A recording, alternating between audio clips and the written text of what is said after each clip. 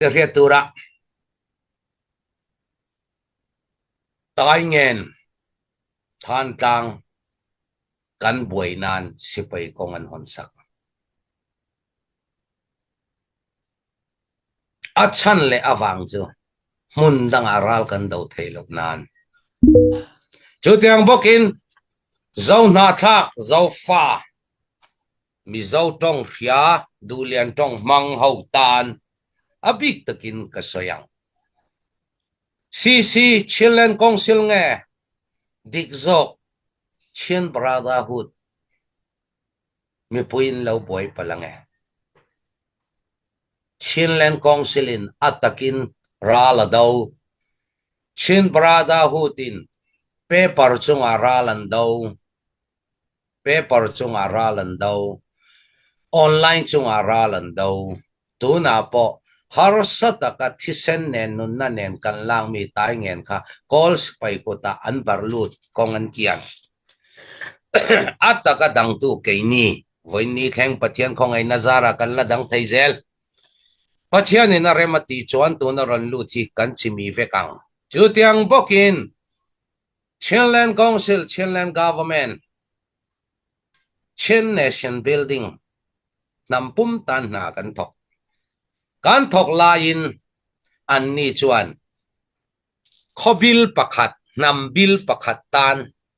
chau nan thok district pakhat tan chau nan thok ril ru swang to na re ril ru kalpui an ril ru kalpui na chawin nan thok ke ni chuan chin nam pui pui tan na kan thok chu tiang bokin kan nung lamatang min kap mi puin kan hriat tur chu tu ma om mai anin kap ngai lo Chinland army ho Chinland government noya Chin army ho kha mi pui in kana wanga mi pui chuak theilo la chuak tura kal sipai pani thum lek le motor ne na kal kha an lo kap driver pakhat le motor an laman pakhat ka luman nei oh thiam tu soina chon an thiam kop mai nak tuk zinga chwa kan tum reng sia min ron zi min ron kap an ti ka an du lo chon an ti lo tur ti lawang miang nga nge mi pui lo chuak tu an lo man an lo ka an ka si chuan pang parking kan ni lo silai keng kan ni kan mi le sa te thawang ho ngam lo tu ma kan om lo kan si pai te thawang ho ngam lo kan om lo chu tiang bokin kan ka ta ka kan om mai kan hnung lamin min kap om mai ani lo mi pui kho chunga tang mi ho in kana wanga chuak theilo khami wal la chuak tu kha Chin brotherhood sipai ho in an lo man an lo ka pa pakhat chi pakhat motong nen an man khami chan chuak tu ra kap kan ni hey hi mi puin kan khria ta tul chu tiang bokin ral thiam na nun chan zir lo in kan in kai hruaya wangin he kum thum chunga thalai thang thar ma thir thui tak nei nun na engza in nge heram le nam tan nun na engza nge liam to khwa le in le lo engza in nge tuar to hey hi mi puin uluk taka kan ngai tua kan hria ta kan zir chian ngai ta chilen kong siladin ma CJDC hun laya khoi mo bodar sikul nei tu ti mo khoi mo mis evangelist wak mo khoi mo pastor mo khang hau kai hruai na wangin thalai nun na hlutak zani thavelin ramle namtan nun na kan chana ni azira zir chuak nun chan zir chuak tak CNA kai hruai na hnuaya kal hauin nun na kan sen tlem te ani CNA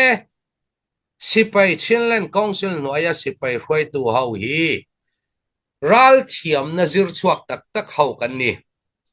ral thiam na zir chuak tak hau kan ni khang hauin atakin an luchila atakin ma an hruaya atakin an kai hruaya atakin ralan do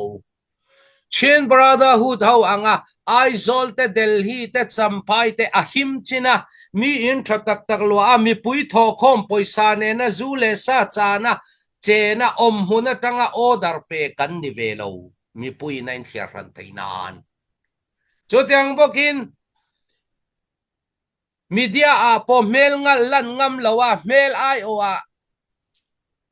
nau pang in fiam na lem da athu soi zo zo kan ne lo ke ni chu atakin mel kan lan atakin kan thok bok chu tiang bokin Chilean Council noaya kai hruaina kal ho le Chin Brotherhood kan kal dan kal phung kan kal dung political dung leile van angina in linglet